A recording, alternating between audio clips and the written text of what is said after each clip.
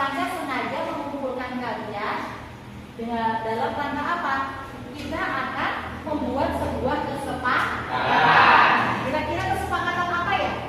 Kesepakatan tentang keyakinan kelas. Yes, very good. Keyakinan kelas yang akan kita sepakati bersama, akan kita laksanakan bersama. Untuk apa sih tujuannya? Jadi tujuan diadakannya keyakinan kelas itu kenapa? Karena di depan dinding kita, di paling depan, pagar depan itu ada peraturan sekolah, ya kan? Kalau peraturan sekolah itu berarti peraturan umum di sekolah kita. Peraturan sekolah kita itu kita akan kerucutkan lagi menjadi sebuah keyakinan kelas. Kenapa kok harus ada keyakinan kelas? Biar tumbuh apa? Nilai-nilai kebijakan tumbuh di dalam diri kalian sehingga kalian apa? Memiliki budaya positif baik di kelas maupun di luar kelas. Seperti itu ya. Nah, kalian begini, yuk kita review. Sekarang, Eko, kira-kira yang terjadi di kelas kita itu apa? Sering membuang sampah. Iya, apa? Pada tempatnya. Sering Buang sampah. membuang sampah bukan pada tempatnya. Enak gak kondisi kayak gitu? Oke. Terus, ada lagi nggak nih kondisi sekolah kita, ruang kelas kita? Sering terlambat, betul. Oke, ada yang sering terlambat ya, kira ya. Kira yang terjadi, kita mereview keadaan yang terjadi di kelas kita ini apa? Ini Bu, mengajukan pertanyaan sebelum ditanya. Mengajukan pertanyaan sebelum diberi waktu untuk bertanya. Oke, Sofian, ada? Yang terjadi di kita, yang nggak teratur pokoknya, ketidakteraturan yang ada di kelas kita ini. Memakai baju tidak sesuai dengan jadwal. Misalnya hari Senin harusnya putih abu, ternyata memakainya pohon atau lempar gitu ya. Ini Nek ada nggak nih? Mengobrol ketika guru menjelaskan. Itu semua adalah keadaan yang bagaimana? Alam ada ide nggak? Keadaan yang terjadi di kelas kita ini terutama. Ada nggak? Tidur. Ada. Apa? Tidur. Tidur. Tidur ya? Tidur saat belajar. Apa ada? Naik lagi. Tidak memakai atribut lengkap. Tidak memakai atribut lengkap. Betul ya?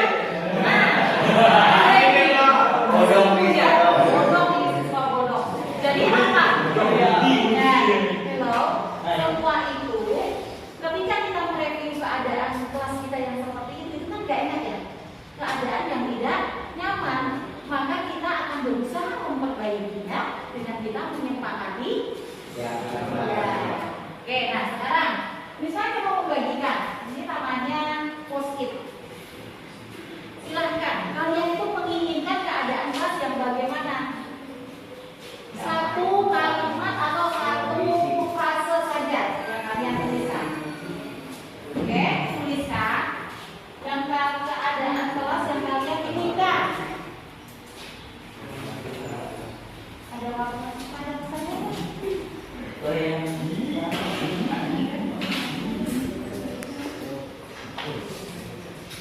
Bu, nanti sambil jalan ya? Iya.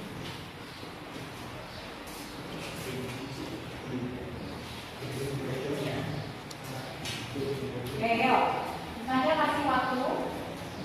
Silahkan berpikir. Kira-kira keadaan.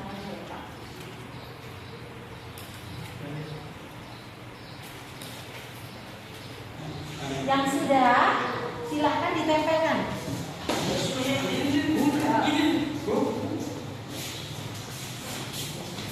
Tulisannya yang terbaca ya.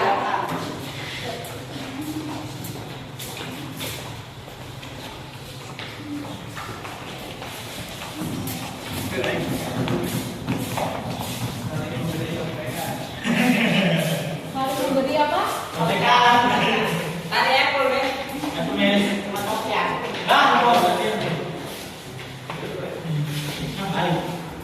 Siapa yang kita kan? Oke ya.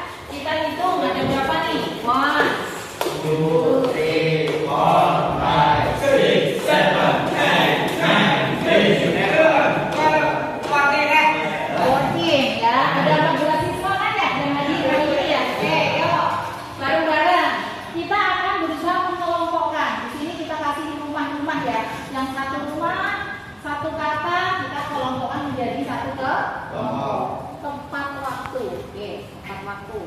Kasih di sini tempat waktu berarti Disiplin. tidak berisik.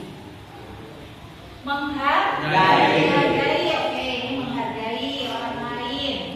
Terus ada saya inginkan ialah kelas yang damai dan tentram. Tidak berisik juga kan ya? Iya. Nah, damai tentram. Kita taruh di sini. Belajar. Fokus saat belajar. Wajib. Dia masuk ke mana? Apakah dia masuk ke waktu? Tidak. Tidak. Apakah ya fokus saat belajar? Berarti kalian fokus terhadap diri sendiri ya. Oke, fokus saat belajar. Sekarang berpakaian rapi dan menggunakan atribut yang lengkap. Disiplin. Belum ada juga ya. Kita taruh di poin disiplin. Next. Melaksanakan tugas piket secara teratur. Disiplin juga. Oke. Saling menjaga satu sama lain. Tadi yang menghargai ya. Oke. Poin keberapa? 2. Next. Saling membantu ketika ada kesulitan. Di nomor berapa? Ya, oke. Melaksanakan piket sesuai jadwal.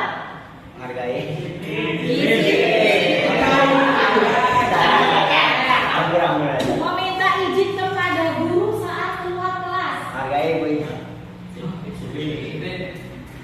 Nggak ada ya? Meminta izin pada guru. Ya, menghargai yang ya, oke ya, siap. Menjaga fasilitas sekolah. Berarti disiplin juga loh. Bertanggung jawab, disiplin itu jadi satu ya, tanggung jawab dan disiplin kita di sini. Sama halnya dengan kalian berpakaian sesuai dengan aturan di sekolah. Next, taat sama peraturan sekolah. Disiplin dan tanggung jawab juga. Terus, tidak berisik ketika sedang belajar. Oke, sama ya ini ya. Saling menghormati dan menghargai. Oke, jadi, yuk punya yang tepat waktu. Tepat waktu berarti ini masuk ke poin mana ya? Disiplin.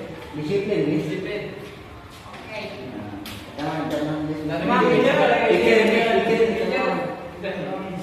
Oke ya, ini ada berapa nih? 1, 2, 3, 4, 5, 6, 7. Berarti ada 7 siswa yang menginginkan harus ada rasa saling menghargai.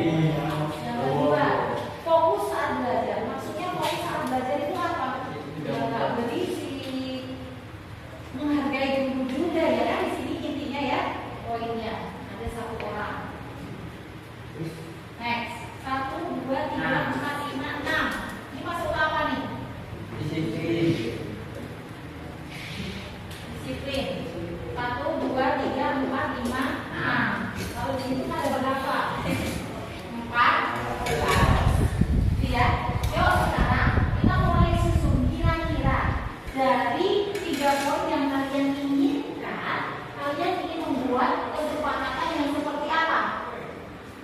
Kira-kira yang pertama, yang angka 7 ini kita tulis dulu.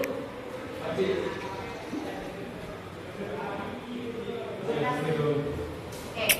yuk kira-kira berhubungan dengan saling menghormati dan menghargai, tidak berisik ketika sedang belajar, meminta izin kepada guru saat keluar kelas, kelas yang damai dan tentram, tidak berisik ketika guru menjelaskan. Sama ya? Tidak berisik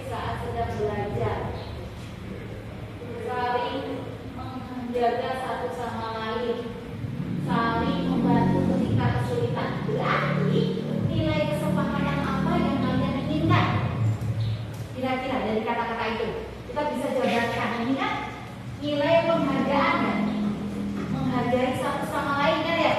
Nah, bagaimana kalau kesepakatan pertama kita adalah saling menghargai.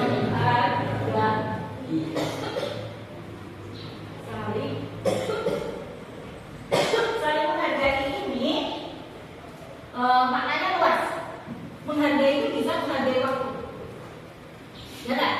Ya. Contohnya gimana? Pukul 7 masuknya, berarti kita juga harus menghargai waktu kan? Kalau penghargaan terhadap waktu. Menghargai guru bagaimana? Ada yang menuliskan harus meminta izin pada saat izin keluar masuk kelas. Contohnya ke toilet. Tadi misalnya Jamal masuk ya ke sini ya. Minta izin Bu Bade ngambil izin. Itu. Kita harus belajar menghargai orang yang lebih tua, menyayangi sesama. Oke, paham? Oke, saling menghargai dan saling menyayangi. Next, yang ketiga, berhubungan dengan apa ini? Waktu. Berarti apa? Mau apa? Kalau berhubungan dengan waktu, Tidak boleh terlambat kelas. tidak boleh terlambat ke kelas. Berarti apa? Disiplin waktu.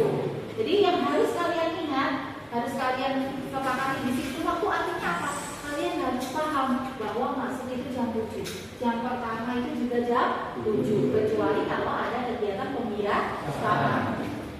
Oke, jam 7 pembiasaan berarti sudah ada di koridor depan. Paham?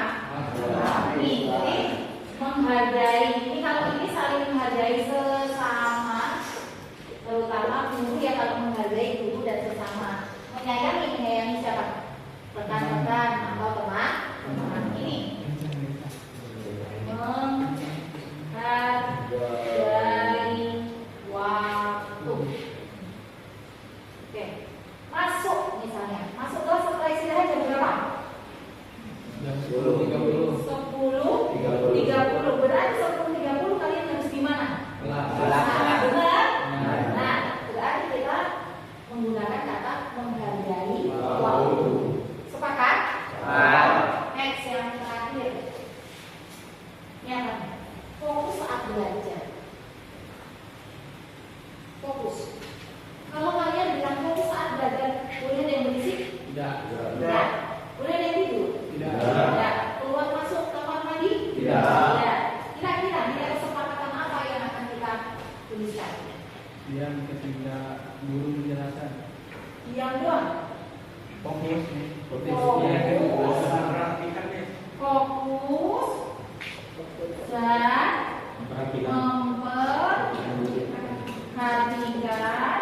guru Ketika menjelaskan.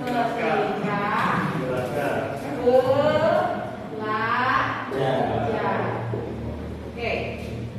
Kira-kira masih ada yang mau ditambahkan tidak? Dari sini itu masih banyak kalau mau dijabarkan lagi. Ya, minat kelas kita. Apa satu lagi? Apa kira-kira yang belum tersampaikan di sini? Masih global, masih umum banget. Saling tolong menolong, betul sekali. Saling tolong menolong.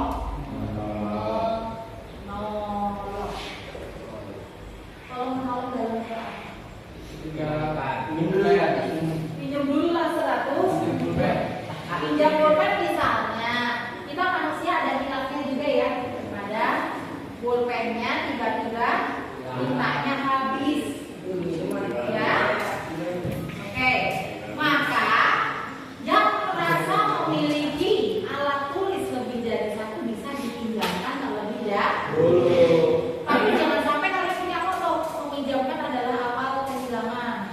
Tidak juga ya. Jadi silakan. Kan kita nanti disambungkan saling menghargai, ya Kak Rendra? Ya.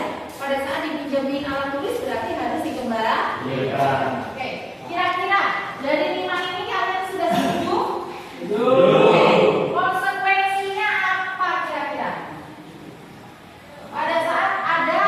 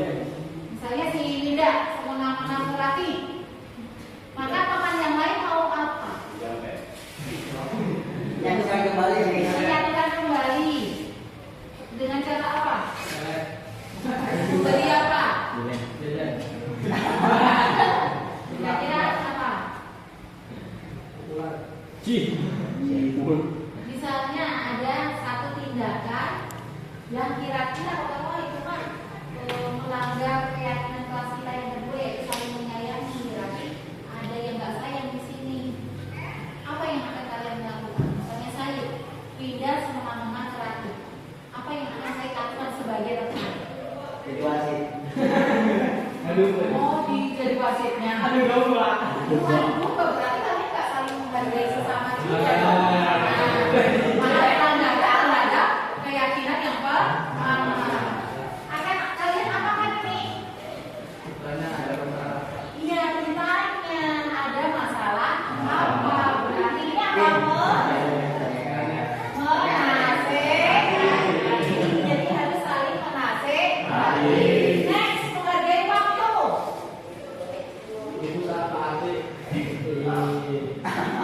Apa nih? Yang ditanya kenapa kok seperti itu ditegur.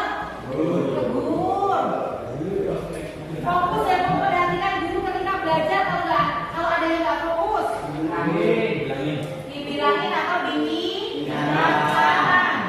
Diingatkan. Saling tolong-menolong, ada yang nggak mau menolong.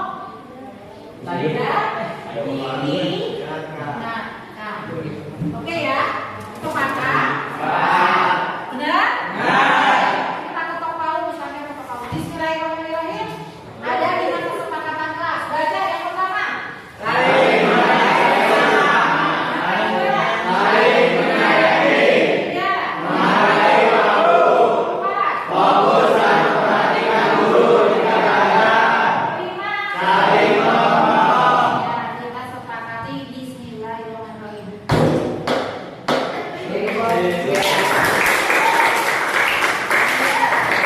Sekarang saya minta tolong ke kalian. Yuk kita tulis di sini kesepakatan kelas kita, ya, keyakinan kelas kita. Ditulis satu saja ya. Nanti untuk berkreasi lebih bagusnya kita pakai Canva itu nanti. Ya, kita di sini dulu. Yuk, siapa mau bantu nanti untuk menuliskannya? Tidak, Miss. Yuk. Kita sekarang. Aman. Tidak. Tidak, Miss. Bagus, Miss. Ayo dan happy please. Alam sama hitam, Miss. And apple, Miss. And apple. Hitam sama alam. And Sofian, Miss. Juta. And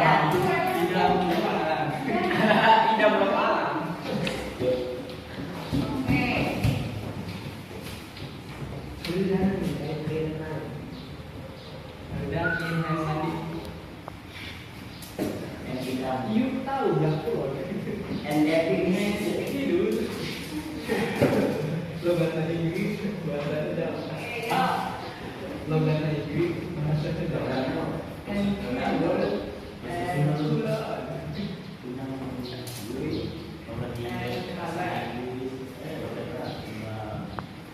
Tulisan siapa yang bagus? Apple.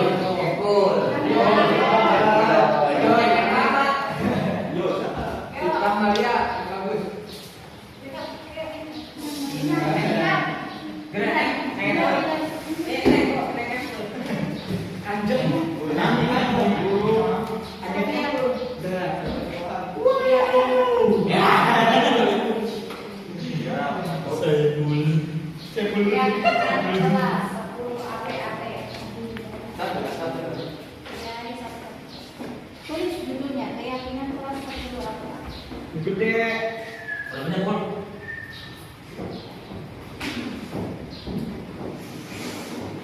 Oke, di sini dari 5 ini Sanca nggak melihat ada keyakinan kelas yang bunyinya menjaga kebersihan. Kenapa? Kalau tadi tulis karena memang budaya kelas kita sudah budaya kelas bersih, ya kan? Dan peraturan sekolah kita tetap tentang kebersihan. Jadi itu sudah mendarat daging di kehidupan kalian sehari-hari. Number 1, saling menghargai sesama. Mau ada yang menuliskan? Membantu Epul? Ini, Henry. Wah, bukan ya,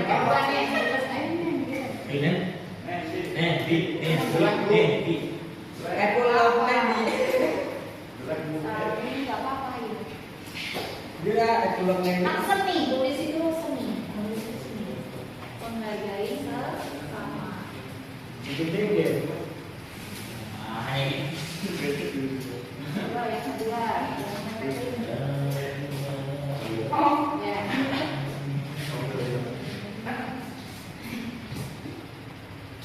Saling menyayangi. Sayang apa sih? Yang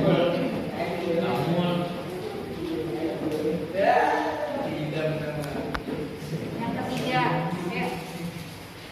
Satu. Dina.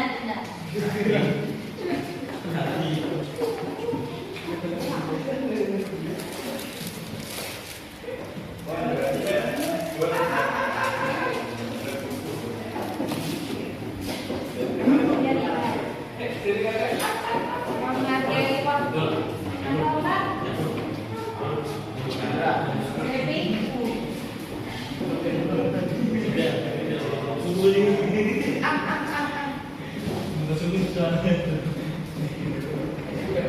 Alam. Epul lagi alam. Yang kelima terakhir. Alam.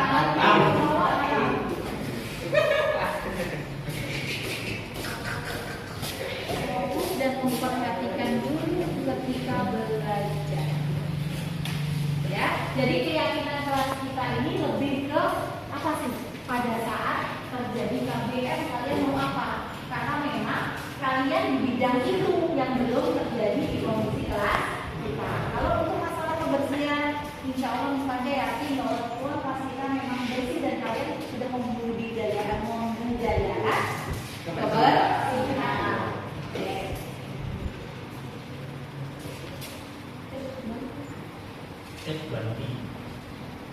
Saling tolong-menolong. Oke, biar ini lebih valid, yuk kita tanda tangani kesepakatan.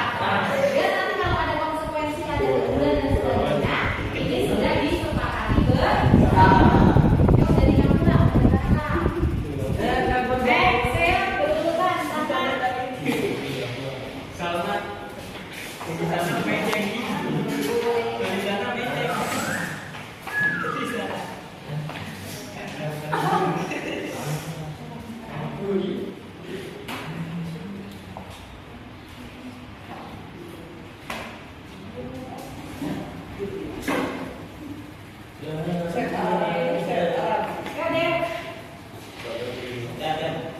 Terus berurutan. Boleh pakai boteng sendiri silakan.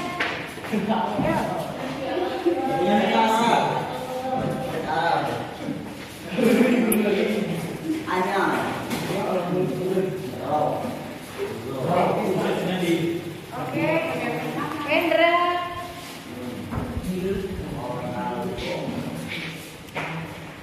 Vira. Fit.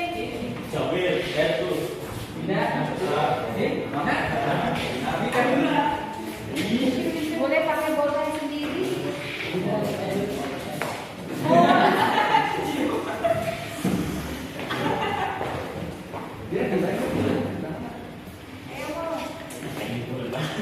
udah. Edin. Tidak. Epul. Said dan Sofia.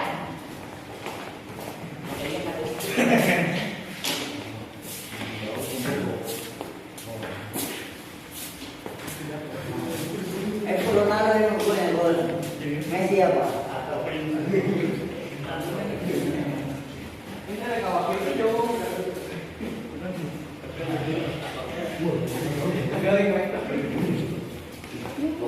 Oke, dan di ACC oleh ibu ya. Ya.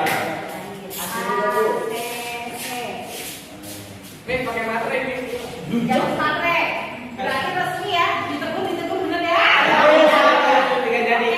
Enggak bahaya kan? Anak-anakku sekalian, terima kasih kalian sudah membuat satu kesepakatan yang isinya 5 kalimat.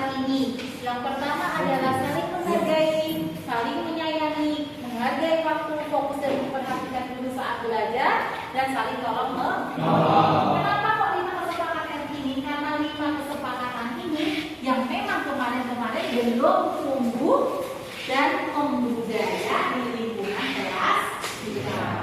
Oke? Mulai kapan mau dilaksanakan?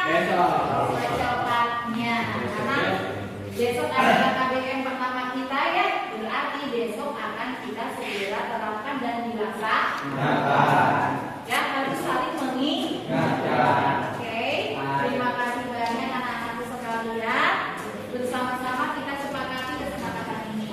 Ya, Ibu akhiri kegiatan kita pada pagi hari ini dengan wassalamualaikum warahmatullahi wabarakatuh. Waalaikumsalam. Semangat pagi. Kita bisa, semua bisa. Allah Akbar. Oke, thank you guys. Assalamualaikum. Waalaikumsalam.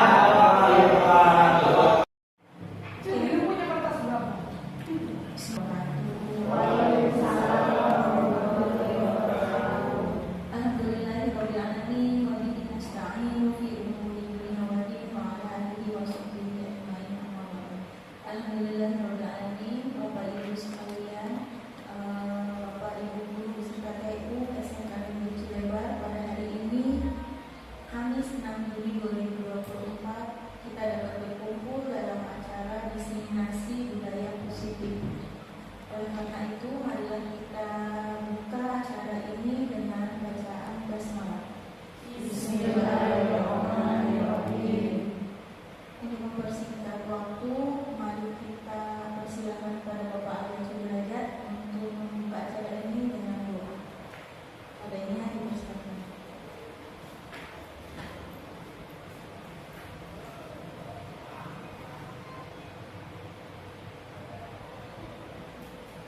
Baik, untuk kelancaran kegiatan kita hari ini, mari kita berdoa.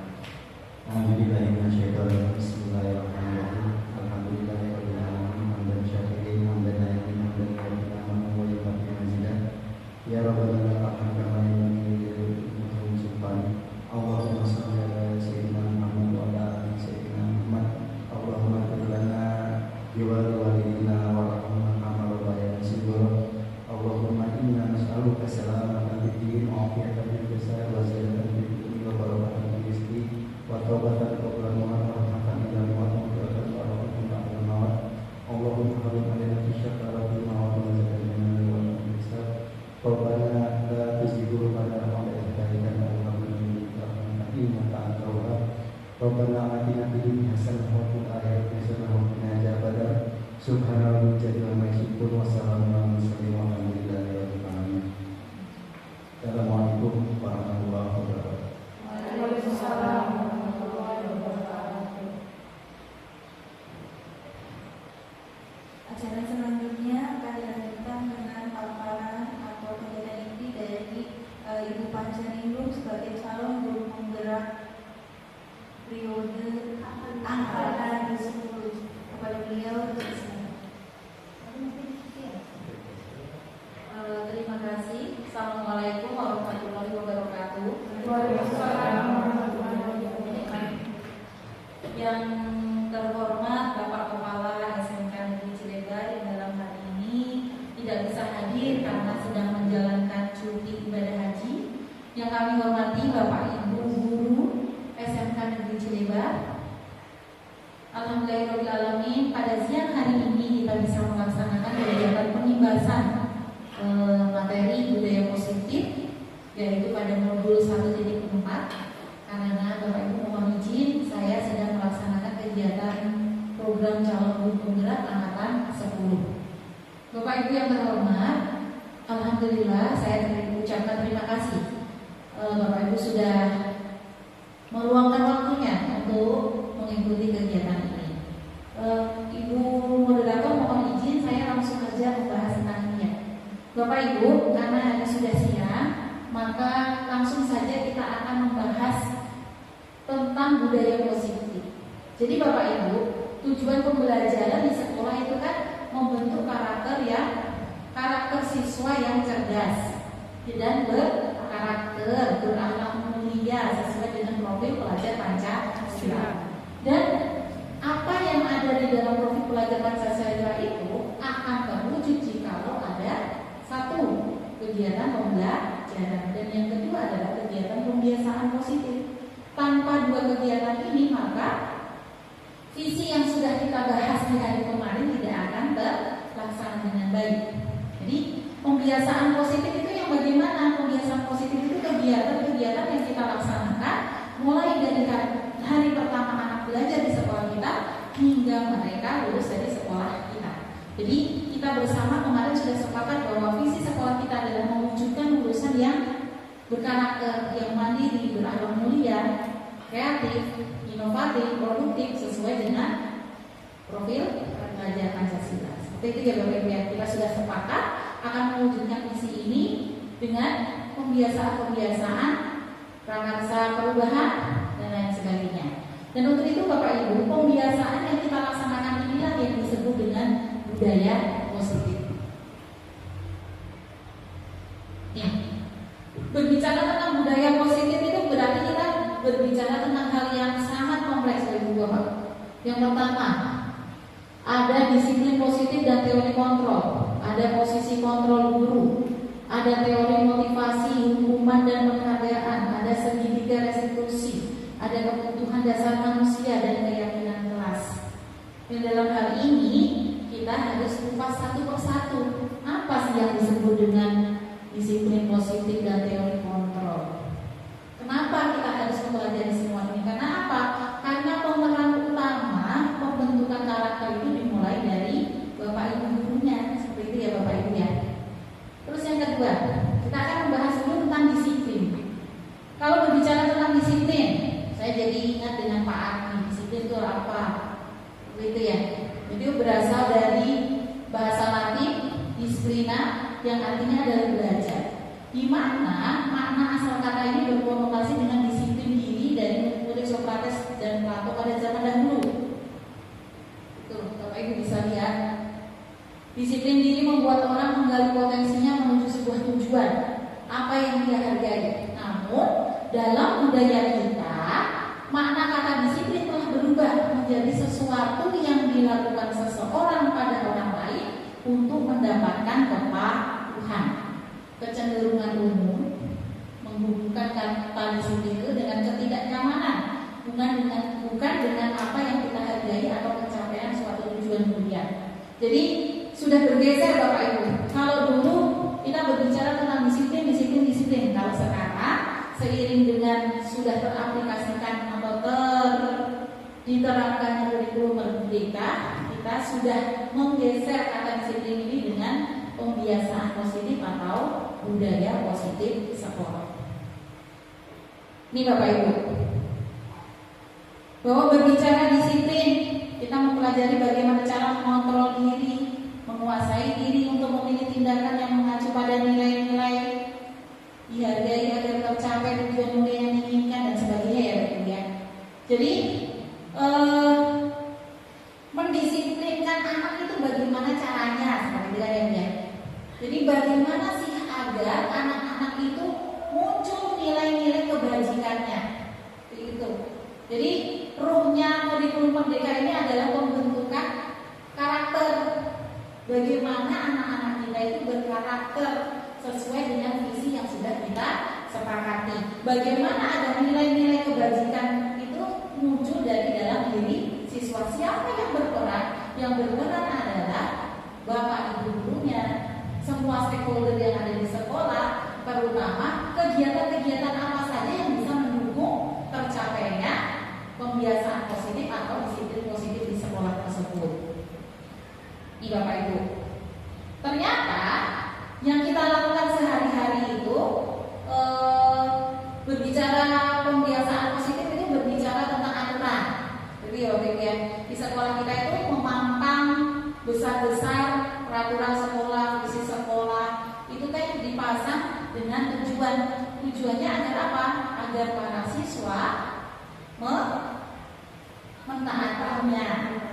Pada saat ada indikasi anak itu gagal mentaati atau melakukan pelanggaran terhadap itu, maka biasa yang terjadi pada kita adalah menghukum.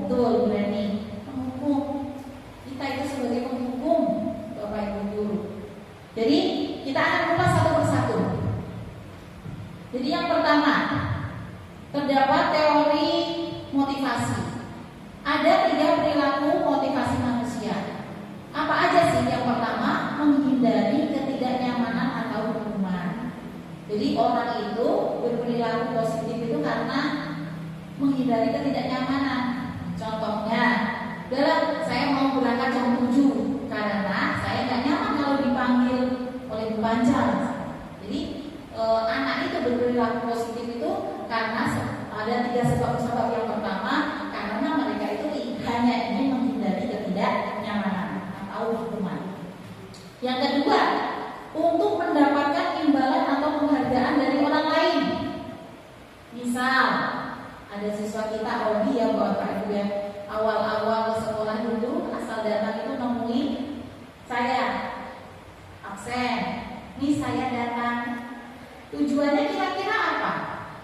Kalau apa yang dilaksanakan oleh siswa kita itu bukan untuk menghindari ketidaknyamanan, tapi untuk yang kedua Bapak Ibu, ya mendapatkan imbalan atau penghargaan.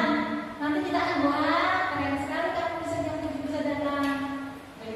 Jadi anak kita melaksanakan disiplin positif atau melakukan sesuatu itu yang kedua karena mendapatkan imbalan atau penghargaan. Dan yang ketiga, untuk menjadi orang yang mereka inginkan dan menghargai diri sendiri dengan nilai-nilai yang mereka percaya. Nah ini Ibu, Bapak Ibu. Yang ketiga, kita itu ingin anak-anak kita melaksanakan kegiatan atau melakukan hal-hal yang positif di sekolah, baik di dalam sekolah maupun di luar sekolah itu kita menginginkan hal yang ketiga, yaitu biar mereka itu menjadi orang yang mereka inginkan. Jadi bukan karena ingin dihargai, bukan karena menghindari hukuman, dan mereka juga menghargai diri sendiri. Oh iya, dengan berangkat ke sekolah sudah jam 7 itu sudah ada di sekolah, mereka itu berarti menghargai diri sendiri. Mereka juga ingin menjadi orang yang diinginkan oleh masyarakat itu apa sih? Orang yang disiplin, tepat waktu dan sebagainya, dengan nilai-nilai yang mereka percaya. Itu Bapak Ibu. Ada kata-kata yang perlu kita garis bawahi di sini adalah nilai-nilai yang mereka percaya. Terus bagaimana dengan hukuman? Nah ini dulu Bapak Ibu kita sering melaksanakan hukuman. Nah karena kita itu SMK, hukuman ini selalu lekat dengan siswa. Hukuman ini bersifat tidak terencana, tiba-tiba. Anak atau murid tidak tahu apa yang akan terjadi dan memang tidak dilibatkan. Hukuman bersifat satu arah dari pihak guru yang memberikan, dan murid hanya menerima suatu hukuman tanpa melalui suatu kesepakatan atau penghargaan dari pihak guru, baik sebelum atau sesudahnya. Hukuman yang diberikan itu bisa berupa fisik maupun psikis. Murid atau anak disakiti oleh suatu perbuatan atau kata-kata. Ini Bapak Ibu, ini sering kali kita lakukan menghukum anak. Contohnya apalagi kalau kita sedang emosi dari rumah ya. Dari rumah emosi kita itu sudah terdistrak, udah kacau di sepanjang jalan. Kita manusia apabila di sepanjang jalan dari rumah dengan vibes yang positif, maka di sini juga akan positif. Tapi pada saat kita di rumah sudah ada sesuatu, begitu klub sampai di parkiran, kita mendengar atau melihat anak melakukan sesuatu itu langsung tersalurkan, panggil, push up kamu 30 kali. Padahal anak itu misalnya melakukan kegiatan atau kesalahan terlambat ke sekolah, tanpa kita tanya dulu kenapa kok kamu bisa terlambat ke sekolah. Ada orang itu melakukan kesalahan pastinya karena ada alasan. Tapi itu tadi karena kita dari rumah sudah bergejolak emosinya, udah teraduk, tersalurkanlah dengan menghukum siswa. Itu Bapak Ibu. Yang kedua, konsekuensi. Selain hukuman, kita juga sering ingin melakukan yang disebut dengan konsekuensi. Kalau konsekuensi itu bagaimana? Konsekuensi itu sudah mengalami proses kesepakatan dengan siswa. Misalnya kita kalau di awal-awal pembelajaran mengumpulkan anak senat, adik senat, jadi kita punya peraturan begitu. Konsekuensinya adalah pada saat kamu tidak melaksanakannya, maka kamu akan bla bla bla bla bla bla, dan itu sudah disepakati. Nah, bagaimana itu Bapak Ibu?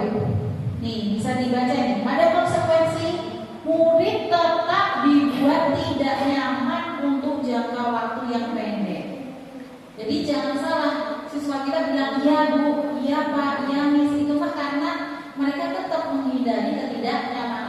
Daripada panjang masalahnya, bilang aja iya.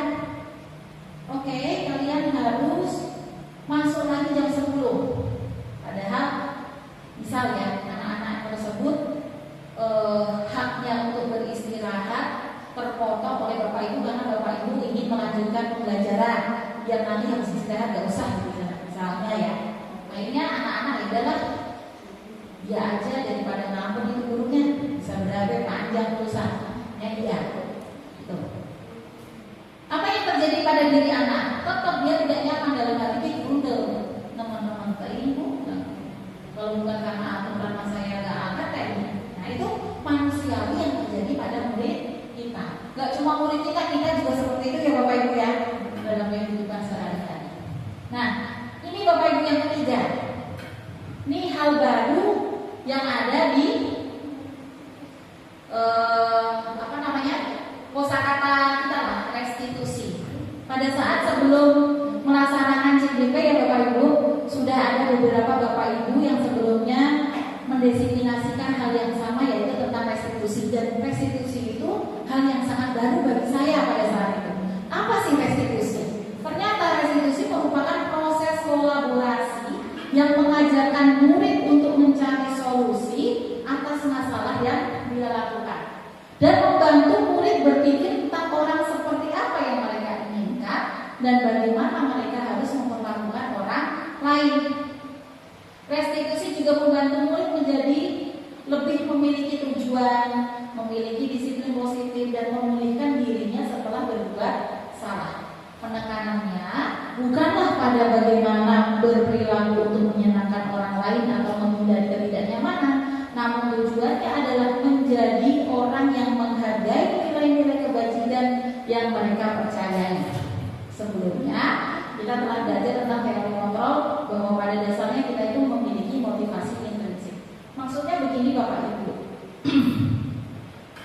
sekolah itu kan punya aturan. Pada saat aturan itu tidak diindahkan atau terjadi pelanggaran, kita itu akan melaksanakan apa? Apakah hukuman yang akan kita terapkan pada siswa, ataukah konsekuensi yang akan kita berikan kepada siswa, ataukah restitusi? Dan di sini ternyata Bapak Ibu ada moda atau ada cara ampuh untuk menangani siswa-siswa yang bermasalah, yaitu dengan cara merestitusi. Bagaimana sih prosedur merestitusi?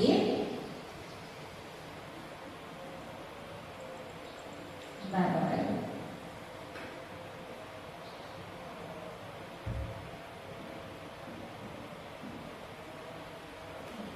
kita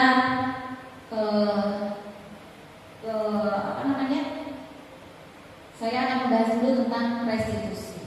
Jadi Bapak Ibu, kalau selama ini kita sebagai penghubung siswa ya, guru atau sebagainya, nah ini bagaimana teori restitusi tersebut? Barangkali Bapak Ibu lupa dengan apa yang sudah disampaikan oleh para guru penggerak kita sebelumnya. Saya mau mengingatkan saja bahwa di dalam segitiga restitusi itu pada dasarnya kita membantu murid untuk menjadi memiliki tujuan, disiplin positif, dan memulihkan dirinya setelah berbuat salah. Ada 3 tahapan caranya. Yang pertama, yang paling dasar untuk segitiganya itu apa, Bu?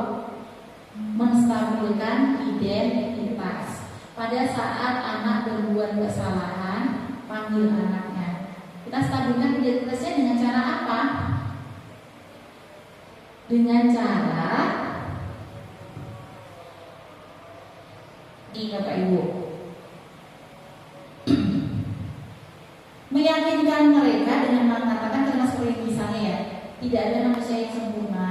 Ibu juga pernah kok melakukan kesalahan. Jadi bikin anak itu gak takut dulu.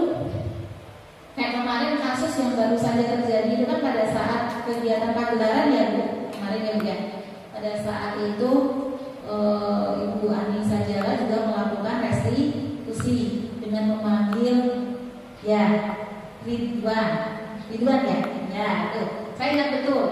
Pas kisah pada saat ada ibu guru BK kita merestitusi anak, saya baru juga sudah mendapatkan teori tentang restitusi. Nyambunglah, oh begini tak restitusi yang sebenarnya. Jadi pada saat anak itu melakukan kesalahan, kita panggil, tapi kita bukan sebagai penghukum. Kalau penghukum, ngapain sih kamu tadi? Kenapa kok berbuat seperti itu? Jangan seperti itu Bapak Ibu. Jadi kita stabilkan dulu. Kita akan menstabilkan masalahnya dulu. Validasi masalah, menstabilkan. Ya. Kalau menstabilkan itu gimana? Biar suasana hati mereka itu tidak dirundung. Waduh, aku mau udah salah, pasti ini guru akan menghukum saya. Jangan. Kita bisa menggunakan kata-kata, oh iya, ibu juga pernah kok melakukan kesalahan. Gitu. Seperti itu. Jadi anak akan merasa apa? Dia akan merasa lebih terbuka. Oh, ini ada yang di apa tadi deh? Seperti itu. Yang kedua, langkah kedua adalah memvalidasi tindakan. Kalau tadi menstabilkan masalah ya Bapak Ibu. Yang kedua, menstabilkan dan memvalidasi tindakan yang salah. Konsep langkah kedua adalah kita harus memahami kebutuhan dasar yang mendasari tindak anak berbuat kesalahan. Jadi Bapak Ibu, maksudnya adalah kita itu dituntut untuk tahu bahwa seseorang itu melakukan kesalahan itu karena berbagai alasan. Kita harus tahu kenapa kok siswa kita berbuat seperti itu. Jadi biarkan mereka terbuka, biarkan juga kita tahu kronologi masalahnya juga. Dengan cara apa nih? Tindakan yang kedua, memvalidasi tindakan. Kunaon sih tadi berbuat seperti itu? Kenapa kok bisa si Atikah nangis lari ke sini ke ibu nangis? Pastinya kamu punya alasan. Nah, dengan dikasih kata-kata seperti itu, maka anak-anak kita itu akan lebih terbuka. Dia Bu, ya saya kesel sih Bu, saya nggak terima. Itu, saya nggak terima Bu diperlakukan seperti itu. Ya dia nyerocos itu, menceritakan apa yang sebenarnya terjadi. Yang ketiga Bapak Ibu, ketika langkah 1 dan langkah 2 sukses kita lakukan, maka anak akan siap untuk dihubungkan dengan nilai-nilai yang dia percaya dan berpindah menjadi orang yang dia inginkan. Penting menanyakan ke anak tentang kehidupan ke depan yang dia inginkan. Ketika mereka sudah menemukan gambaran tentang masa depannya, guru dapat membantu mereka untuk tetap fokus pada gambarannya. Itu. Jadi ketika langkah yang pertama dan kedua sudah beres, kita akan mengembalikan anak pada keyakinan yang dia yakini. Gitu. Jadi ini mohon maaf pembahasan saya loncat, nanti kita balik lagi. Keyakinan maksudnya apa? Mengembalikan anak kepada keyakinannya. Kita akan tarik ulang. Perbuatan kamu itu kira-kira salah enggak? Pastinya anak akan terbuka dengan bilang, iya Bu, saya salah. Salahnya di mana? Ya Bu, ternyata saya tidak bisa menerima masukan. Sesuai nggak dengan keyakinan kelas yang kamu sepakati dengan teman-teman? Enggak Bu. Nah, kayak gitu. Jadi anak kita akan kembali dengan keyakinan kelas yang sudah mereka sepakati. Itu Bapak Ibu. Akhirnya apa?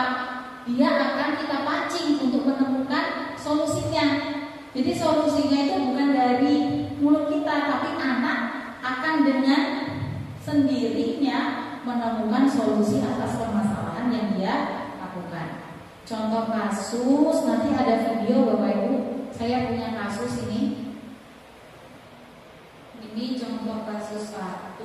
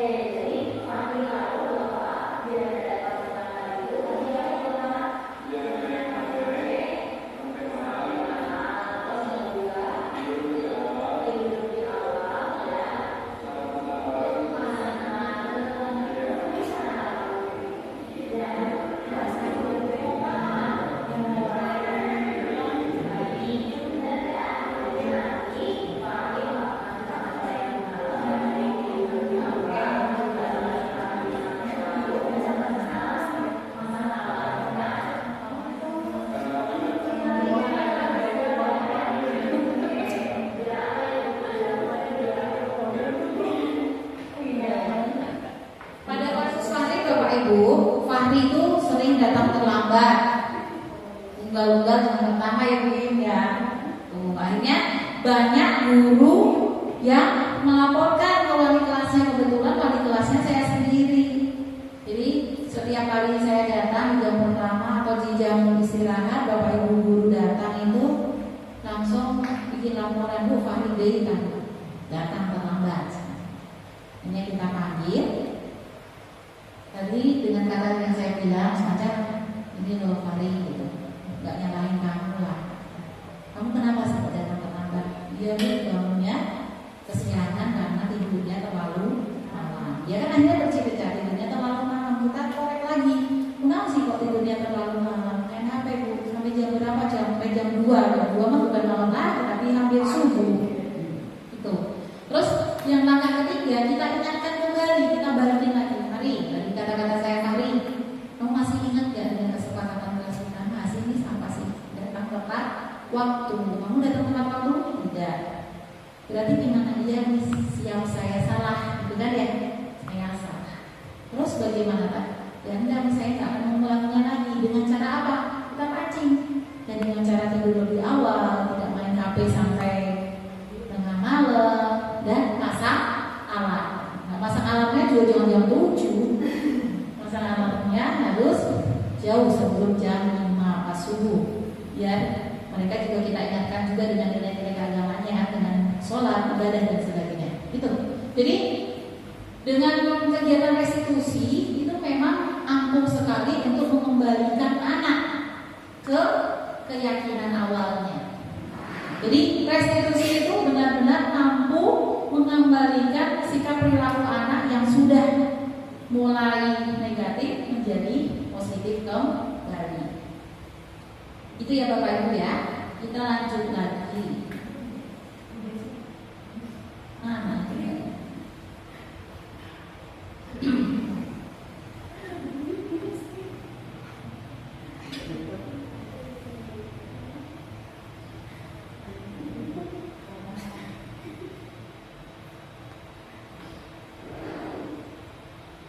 Untuk yang kasus kedua juga seperti Bapak Ibu.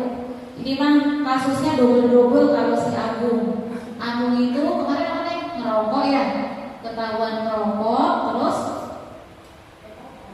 ya ada Atikah yang tahu bahwa si Agung menyembunyikan rokoknya ke dalam tas. Akhirnya Atikah menegur, berusaha menegur Agung. Agungnya nggak terima. Apaan sih kamu Atikah, cewek, ikut-ikutan wae masalah orang. Kan begitu Atikah dibentak sama si Agung ini, dia marah. Si Atikah ini sampai nangis. Atikahnya laporan ke guru. Nah ini juga pada kasus Agung tahu dia sudah melanggar dua itu. Yang pertama aturan sekolah, yang kedua kesepakatan kelas. Seperti itu. Bapak Ibu, untuk penanganan kasus kedua nanti Bapak Ibu bisa kita lihat bersama di luar forum ini ya, karena akan memakan waktu yang sangat lama.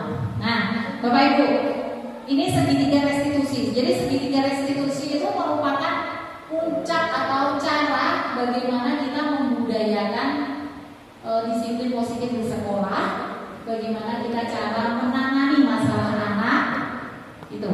Tapi sebelumnya Bapak Ibu, kita akan mengulas kembali. Ini loh Bapak Ibu sebenarnya. Kita itu selain mengajar di kelas atau karena jabatan kita itu sebagai guru, otomatis kita juga berhubungan erat dengan apa yang disebut dengan posisi kontrol. Kontrol aja pakai M, ya. Yang pertama adalah sebagai penghukum yang tadi ya saya bilang kita itu biasanya sebagai penghukum. Yang kedua pembuat rasa bersalah. Yang ketiga sebagai teman. Yang keempat sebagai pemantau dan yang kelima sebagai manajer. Nah, kalau sebagai penghukum itu bagaimana? Tadi sudah saya bilang, seorang penghukum biasa menggunakan hukuman fisik maupun verbal. Fisik seperti gimana? Suruh push up, keliling lapangan, mosrek kamar mandi, atau verbal dengan kata-kata kamu, bla bla bla bla dan sebagainya. Adapun yang biasa dilakukan penghukum biasanya menghadik. menunjuk-nunjuk, menyakiti atau menyindir. Sering Bu saya melakukan ini. Ya, mengata-ngatai.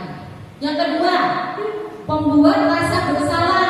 Nah, pada posisi ini biasanya guru akan bersuara lebih lembut. Yang biasa dilakukan membuat merasa bersalah biasanya berceramah, menunjukkan kekecewaan yang mendalam.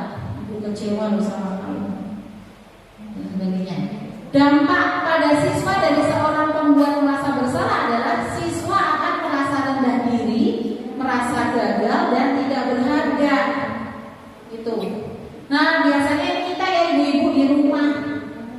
Ibu-ibu di rumah itu biasanya melakukan posisi kontrol sebagai pembuat rasa bersalah. Anak kita misalnya jajan, "Kamu Pak, gimana sih bisa batuk kayak gini?" Nah, ini saya banget pembuat rasa bersalah kalau di rumah. Tuh. Jadi anak-anak kita kan akhirnya nangis. Oh iya ya. Itu pembuat rasa bersalah. Next, sebagai teman, guru pada posisi sebagai teman tidak akan menyakiti siswa, namun selalu berupaya mengontrol siswa melalui pendekatan persuasi. Yang biasa dilakukan posisi sebagai teman adalah membuatkan alasan-alasan untuk siswa-siswanya. Dampak pada siswa adalah siswa akan bergantung, tidak mandiri dan tidak bisa memutuskan keputusan sendiri. Contohnya gini Bapak Ibu, kita kan biasanya inginlah sama teman itu, sama siswa itu dianggap sebagai pribadi yang gimana gitu. Akhirnya pada saat ada terjadi pelanggaran, kita tidak berlaku sebagai penghukum atau membuat merasa bersalah, tapi kita memposisikan diri kita sebagai teman. Contoh adalah Neng, kasihan ibu atuh, di sini bu dicari kanan, bu kesek. Itu kan berarti kata-kata kita itu lembut terhadap siswa. Oh iya ya bu, kayak gitu. Itu pembuat namanya kontrol kita sebagai teman. Yang keempat, sebagai pemantau. Guru pada posisi ini biasanya selalu mengawasi atau memantau siswanya yang berpatokan pada catatan atau kesepakatan yang sudah disetujui. Yang biasa dilakukan posisi sebagai pemantau yaitu memantau, menghitung, mengukur kedisiplinan siswa. Misalnya guru piket nih, woi udah jam berapa nih? Ini udah jam 7 nih. Masuk. Ini mantap. Dampaknya adalah apa itu?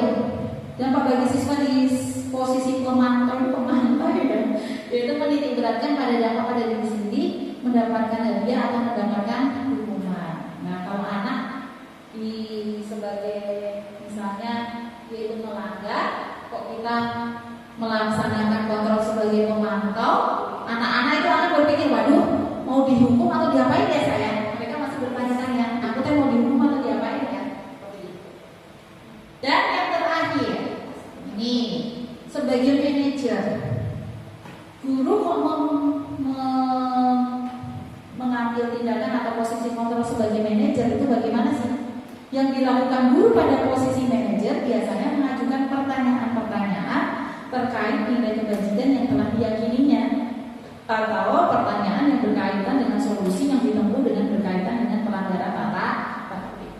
Nah, berarti Bapak Ibu, yang tadi saya jelaskan tentang segitiga restitusi itulah posisi kontrol guru sebagai manajer. Seperti itu. Jadi kalau ada pelanggaran yang terjadi di siswa kita posisikan diri kita sebagai manajer. Jadi bukan menghukum, bukan membuat rasa bersalah, bukan juga pemantau, ataupun bukan juga sebagai teman, tapi manajer. Manajer di perusahaan kan kayak gitu ya. Jadi dipanggil dulu naon sih, ditanya kenapa kok bisa melakukan hal seperti itu. Terus akhirnya siswa tersebut bisa menemukan solusi. Itu ya Bapak Ibu ya. Tuh, jadi ujung-ujungnya adalah kita akan melaksanakan restitusi. Itu Bapak Ibu. Terus mengulas kembali bahwa anak kita itu kenapa sih kok bisa melakukan pelanggaran? Ya namanya sekolah itu kalau enggak pembelajaran ya gitu ya. Sekolah itu isinya adalah kegiatan KBM dan pembiasaan positif.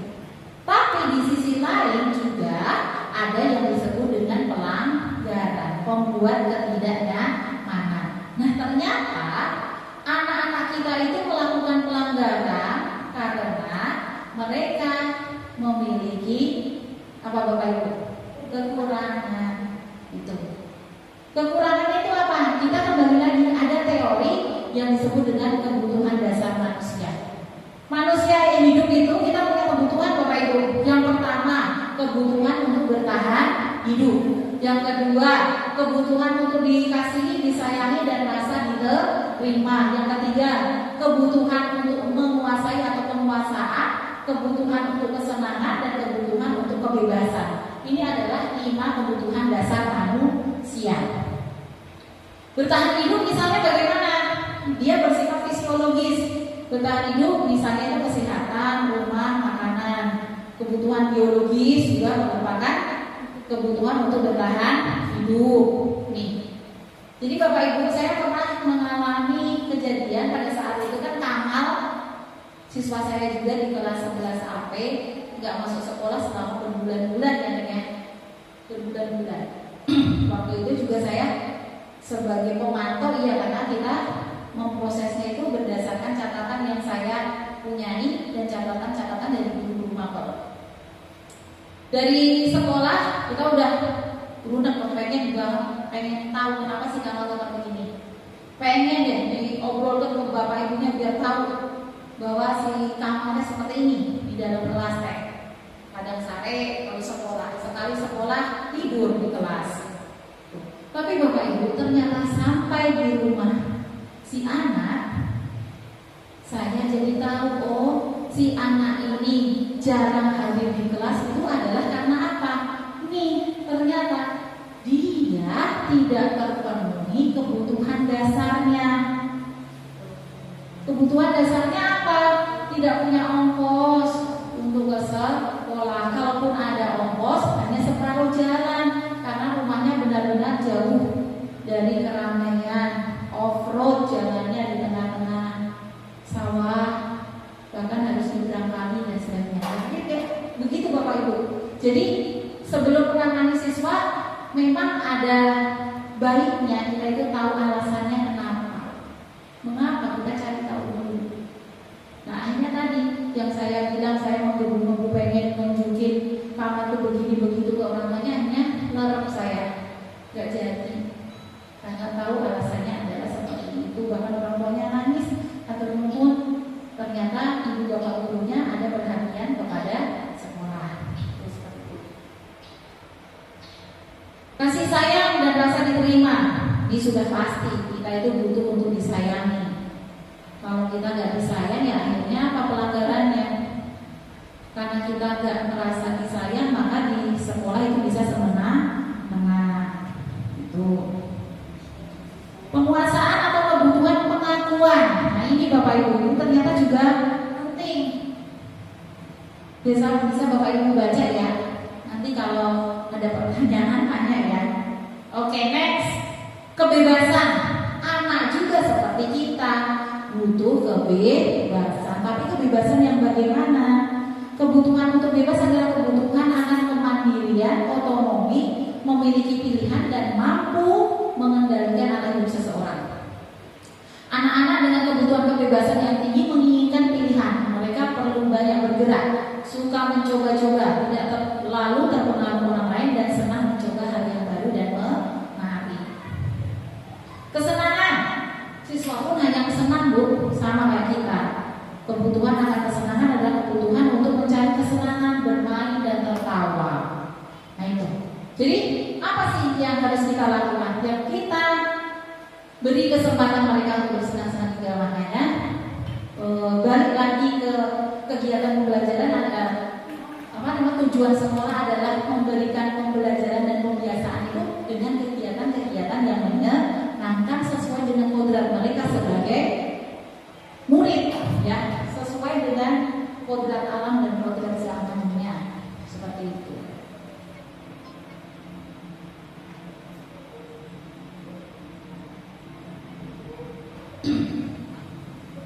Nah tadi Bapak Ibu, ini harusnya saya jelaskan pertama kali, tapi memang sengaja saya balik.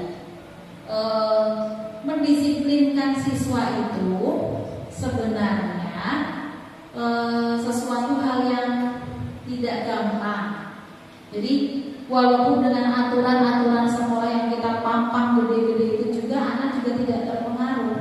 Tadi karena anak bisa saja melakukannya karena yang pertama karena apa Bapak Ibu? Karena menghindari ketidaknyamanan, yang kedua karena ingin mendapatkan hadiah, yang ketiga baru ingin menjadi dirinya, gitu kan? Jadi orang yang benar kayak gitu. Nah Bapak Ibu, kita bisa turunkan peraturan sekolah itu karena dia terlalu global untuk ukuran sekolah, kita bisa turunkan ke dalam hal yang disebut dengan keyakinan kelas. Jadi apa sih keyakinan kelas itu? Keyakinan kelas itu hal yang diinginkan oleh guru terhadap siswa dan hal yang siswa inginkan terhadap guru. Jadi akhirnya terjadi kolaborasi. Ini misalnya siswa itu kepengennya bagaimana sih? Kita tanya aja anak-anak, kalian tuh kepengennya gimana? Bu, kepengennya kan belajar teh menyenangkan gitu Bu. Atau Bu kepengennya teh kelas itu bersih. Nah keinginan guru juga gitu. Ibu kira pengen nih kalau pas ibu sudah datang kalian juga sudah ada di dalam kelas. Pas ibu datang kelasnya dalam keadaan bersih. Terus siswa juga itu dia Bu, kita juga ingin Bu bisa kerjasama misalnya. Tapi kerjasama dalam hal yang positif. Nah kita satukan ya apa inginnya anak-anak, kita list itu akhirnya kita sepakati mana-mana yang bisa kita kelompok-kelompokkan itu dengan kalimat positif yang akhirnya disebut dengan keyakinan kelas. Misalnya datang tepat waktu, saling menghargai, memakai seragam sesuai dengan aturan sekolah, kelas harus dalam keadaan bersih sebelum terlaksana KBM. Itu namanya keyakinan kelas. Dan itu harus disepakati oleh semuanya, divalidasi termasuk oleh wali kelasnya. Seperti itu Bapak Ibu. Jadi pada saat anak di dalam kelas sudah melaksanakan keyakinan kelas dengan baik, maka anak sudah terterap di dalam hati kelakuannya juga untuk meyakini bahwa keyakinan kelas itu sudah mereka sepakati dan harus dilaksanakan. Kalau mereka sudah melaksanakannya dengan baik, maka KBM itu akan mulus lancar. Di luar kelas juga akan mulus lancar karena yang di kelas saja dilaksanakan komode yang ada di sekolah. Gitu. Tapi tentu saja sebagai manusia keyakinan kelas ini sok dilanggar oleh siswa-siswi kita. Nah itu nyambungnya bagaimana? Pada saat terjadi pelanggaran, maka kita akan memposisikan diri kita sebagai manajer dan kita akan melanjutkan tahapannya menjadi apa? Merestitusi dengan segitiga restitusi. Seperti itu Bapak Ibu. Adakah pertanyaan Bapak Ibu tentang budaya positif di sekolah ini? Moderator boleh nanya? Boleh Bu. Gak tanggung-tanggung ya pertanyaannya buang sekarang. Bukan.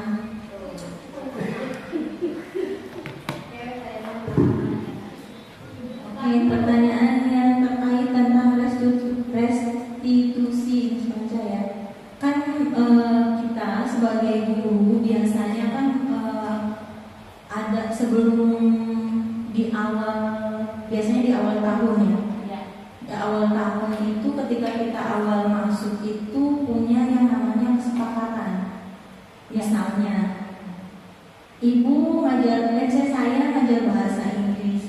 Kemudian disampaikanlah ke anak-anak dalam prosesnya untuk satu semester ini ibu akan misalnya mentoleransi 3 alfa. Kemudian misalnya untuk karena kita guru sudah mengetahui kan ya akan ada berapa ulangan harian, ada berapa apa seperti itu kan misalnya untuk siswa yang bisa mengikuti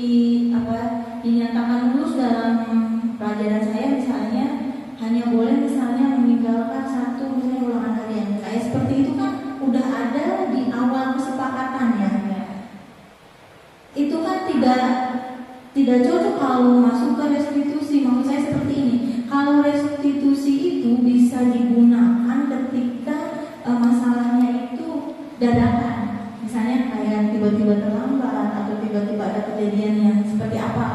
Tapi dalam kenyataannya kan ada yang proses konsekuensi itu digunakan, dalam artian kesepakatan tadi yang melanggar adalah menerima konsekuensi yang sudah disepakati kan, seperti itu. Berarti kan restitusi di situ tidak terpakai. Benar tidak? Ya maksudnya itu yang saya tanyakan. Bagaimana tuh seperti itu? Oke, kemudian kedua, Miss Panca, yang kedua.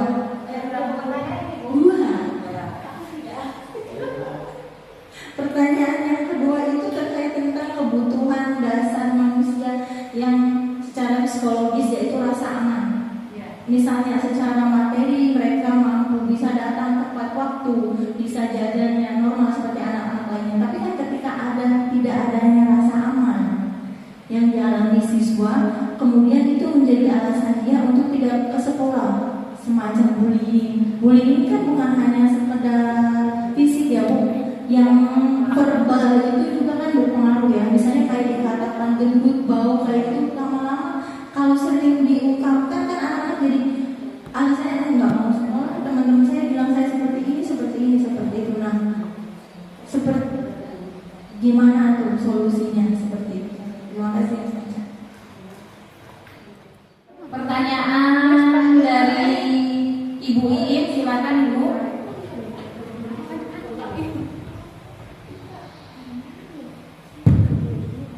Ya, Assalamualaikum warahmatullahi wabarakatuh. Jadi saya mau bertanya terkait dengan tadi yang disiplin.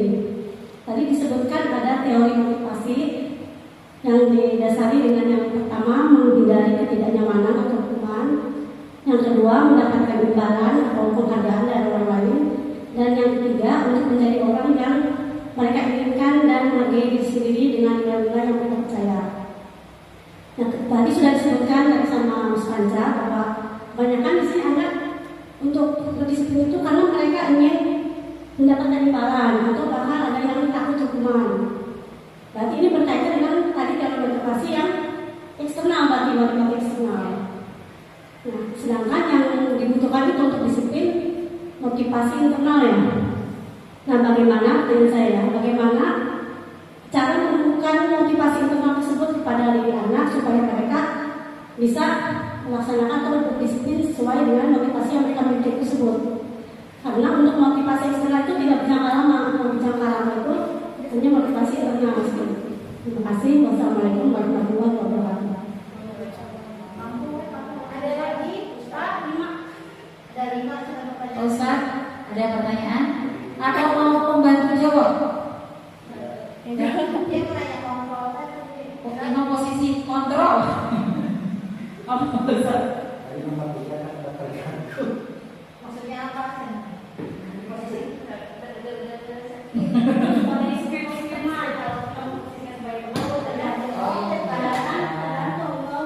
Ya bergantung. Bukan bergantung Ustaz. Ya nanya. Izin bertanya ya Miss, mungkin hampir gimana ya, agak beda sama Bu Ina tadi. Bu Ina mah kata Bu Ina kalau kita sudah membuat kesepakatan kelas berarti kita tidak termasuk ke dalam restitusi gitu kan tadi bilangnya. Tadi mana kalau kita kata Miss apapun masalahnya kita harus ya bisa kan menggunakan restitusi. Terus dikaitkan dengan keyakinan kelas atau kesepakatan kelas di awal. Terus pas kita melaksanakan restitusi itu, respon anak masih hari-hari lah gitu, masih cuek, masih gitu-gitu saja, terus tidak ada perubahan. Iya, anaknya tidak ada niat untuk berubah gitu. Jadi kalau setelah restitusi itu tapi tidak mempan, kita sebagai guru harus bagaimana gitu. Ya, terima kasih. Ada pertanyaan Pak Sambar? Mungkin? Oh, boleh mau bantu jawab saya?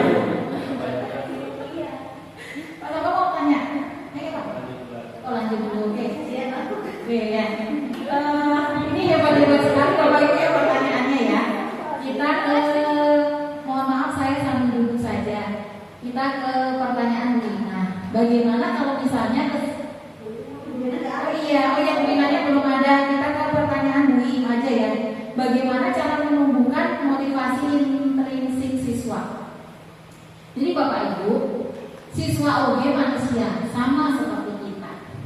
Jadi kita berpikirnya gini aja, jangankan ke siswa, kumaha sih kita juga bisa membangkitkan motivasi intrinsik seperti itu. Jadi guru itu di sekolah timbang berusaha saja dulu. Gak apa-apa di awal-awal itu kita memunculkan motivasi siswa hanya karena siswa misalnya untuk menghindari ketidaknyamanan aja dulu. Itu gak apa-apa Bu. Menurut saya pernah baca buku itu apa ya judulnya, psikologi anak atau apa.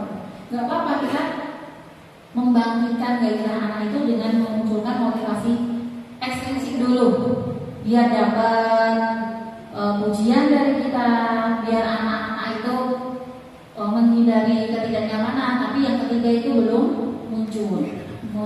Memang memunculkan motivasi intrinsik itu perlu kesadaran dari siswa tersebut sendiri Bu. Nah ini guru itu juga jangan patah arang, misalnya sekali merestitusi atau sekali menindak siswa langsung lah kumaha anak makos kieu wae. Jangan seperti itu Bapak Ibu. Selama mereka menjadi siswa kita, di situ tanggung jawab kita untuk meluruskan kembali tindakan anak agar di jalur kita sesuai dengan peraturan sekolah, sesuai dengan keyakinan kelas pada saat mereka ada di kelas tersebut. Seperti itu. Jadi intinya apa Bapak Ibu? Kita lekenan, anaknya kudu kumaha sih. Ini namanya guru kan seperti itu Bapak Ibu. Kita memberi teladan yang baik. Hanya kan ya kita menghamba pada anak itu benar-benar memberi. Intinya apa? Kita berupaya kita dulu memberikan teladan yang baik kepada murid kita. Yang kedua, piraku sih Bapak Ibu, anaknya tiap hari melihat kita yang begini-begini, yang melakukan tindakan-tindakan yang positif, kok anak gak meniru gitu kan? Itu juga bukan hal yang itu gitu.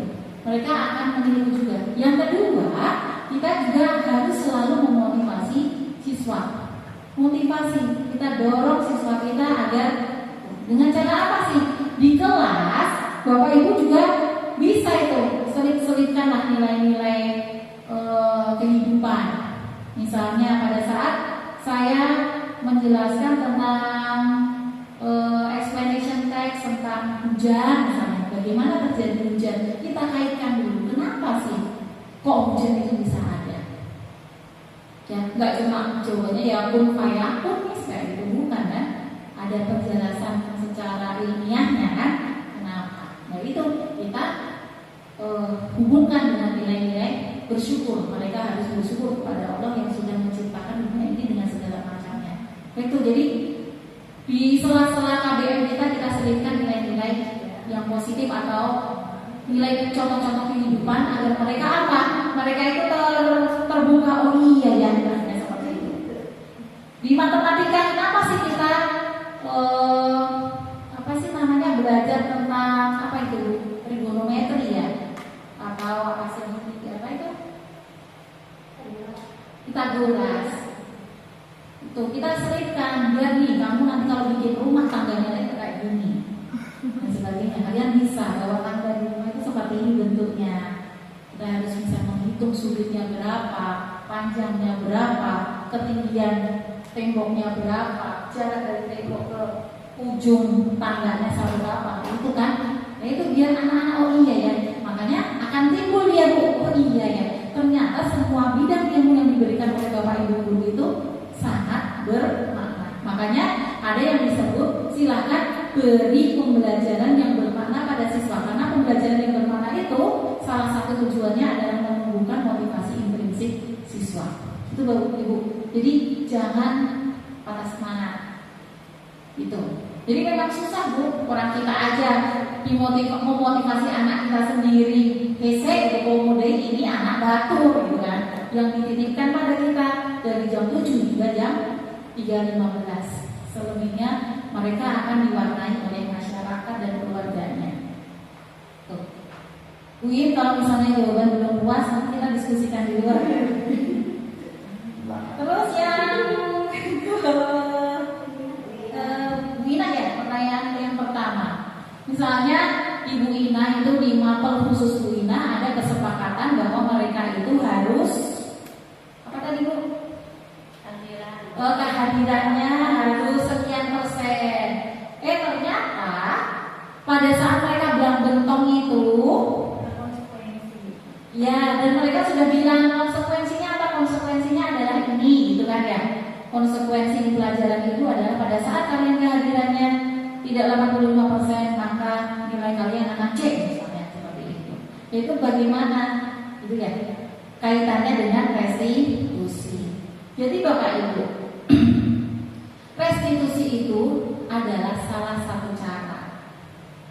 Dan ternyata restitusi itu dianggap menjadi salah satu cara yang efektif. Salah satu cara, bukan satu-satunya cara untuk menghadapi sebuah permasalahan. Makanya ada tawaran di restitusi. Gak akan mungkin kasusnya si Egi aja belum kelar sampai sekarang, gitu kan? Gitu. Gitu Bapak Ibu. Jadi tidak semua masalah itu berujung atau berakhir dengan restitusi. Ini sambil menjawab dari pertanyaan Bu Desi juga ya. Nah Bu Ina bisa saja menyebut saya enggak ini hanya berbagi pengalaman, enggak berusaha menggurui ya Bapak Ibu ya. Saya juga sedang belajar menangani siswa. Jadi pada saat berproses, jadi Bu Ina jangan sampai ujung-ujungnya nanti pada saat mau rapotan baru mereka kehadiran kamu nggak ada 85%, kamu kemana aja? Tapi ditanganinya baru di akhir. Kemana wae kemarin Bapak Ibu gurunya saat pertemuan pertama, kedua, pada saat pertemuan 3, 4 sampai 5 anak nggak ada diantarkan wae. Nah di situ Bu Ina. Jadi kita bisa merestitusinya pada saat mereka masih berproses selama di semester itu.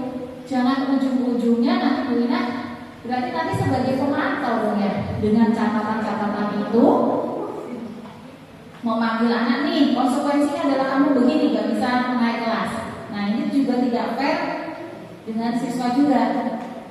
Jadi Bu Ina kan belum tahu juga kenapa sih anak ini kehadirannya belang bentong. Nah itu Bu. Jadi tetap kita berusaha sebisa-bisa tangani masalah anak dan selama anak tersebut berproses dalam selama 1 semester tersebut. Jadi jangan sampai baru di akhir Ibu Mapel itu baru ngomong, ini kamu teh kehadirannya teh hanya sekian persen. Kok baru ditindaknya di akhir, baru ngomong ke wali kelasnya di akhir. Kenapa nggak dari awal-awal begitu ada indikasi terjadi pelanggaran terhadap kesepakatan, kok gurunya nggak ngobrol dulu sama guru BK-nya, guru Mapel, guru wali kelasnya, gitu. Jadi kita bisa usahakan, jadi meminimalisir pelanggaran yang lebih besar lagi, gitu. Misalnya kehadiran itu ya Bu Ina. Terus misalnya nilai ada yang kosong nih, ya nilai kamu kosong tuh mahal gitu. Jadi pada saat ulangan harian si Anu belum ulangan itu kan kita bisa melihat di data kita. Besoknya kan kita bisa panggil pada saat anaknya sudah datang, kamu belum ulangan loh kita restitusi lah, kenapa sih? Dan sebagainya. Akhirnya mereka iya Bu, saya teh kemarin teh ikut ngabesan dan sebagainya. Iya Bu, saya salah dan ngabesan dia nggak ada saya, pernikahan tetap berlanjut kan, gitu kan? Seperti itu. Iya, itu Bu Ina. Jadi memang di kasus-kasus tertentu itu pinter-pinternya kita merestitusi itu jangan pada saat anak sudah melakukan pelanggaran yang fatal. Terus yang Bu Desi tadi, Miss, kalau misalnya pelanggaran itu terjadi terus menerus dan direstitusi segala macam gitu, tapi tetap anak itu melakukannya. Kalau jawaban saya pernah menanyakan ke ibu fasilitas saya juga Bu, artinya apa? Jawabannya adalah sabar. Kita restitusi terus, dan restitusi terus seperti itu. Karena manusia itu hidup dengan banyak lika-liku permasalahan. Nggak cuma permasalahan di sekolah saja, internal di keluarganya juga, di masyarakat, di komunitas pertemanan dia, sosialnya dia juga ada. Jadi intinya kita sadar, kita pakai teori-teori atau pemahaman, dasar-dasar pemahaman yang baru yang kita dapatkan, laksanakan di kelas.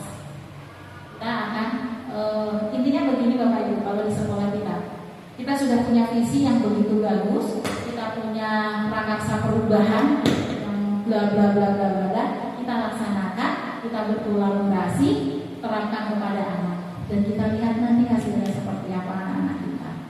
Seperti itu ya Bapak Ibu. Kalau masih belum puas, kita akan lanjutkan diskusi di sesi berikutnya setelah makan siang. Jadi ya Bapak Ibu ya, masih ada pertanyaan ya? Sudah. Jadi kesimpulannya adalah Bapak Ibu, budaya positif ini adalah suatu hal yang membutuhkan kolaborasi baik dari pihak guru, pemimpin sekolah dan seluruh stakeholder sekolah, termasuk juga murid, orang tuanya dan sebagainya. Kalau kita menginginkan sesuatu hal yang baik, maka harus diawali dengan hal-hal yang baik juga. Dan kita sebagai guru harus ada di garda terdepan dalam memberi contoh yang baik kepada anak didik kita. Seperti itu Bapak Ibu. Terima kasih sudah hadir di dalam kegiatan diseminasi saya pada siang hari ini. Wabillahi taufiq wal hidayah. Wassalamualaikum warahmatullahi wabarakatuh. Assalamualaikum warahmatullahi wabarakatuh. Terima kasih kepada Ibu Pancani Nurmawati atas paparannya yang luar biasa tentang budaya positif. Semoga apa semua yang sudah dipaparkan menjadi bahan introspeksi kita sebagai guru untuk lebih menciptakan lingkungan belajar mengajar yang aman, nyaman, efektif, dan juga